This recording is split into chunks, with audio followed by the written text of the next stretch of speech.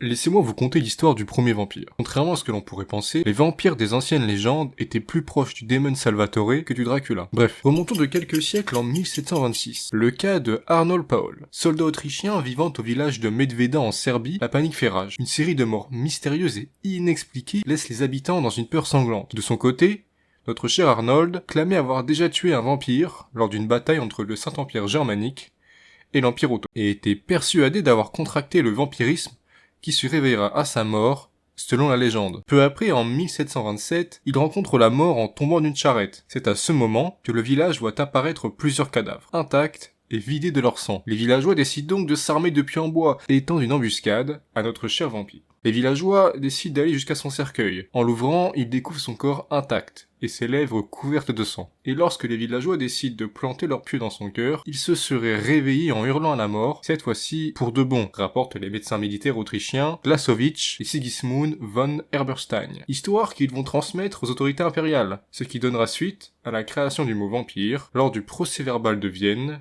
en 1732.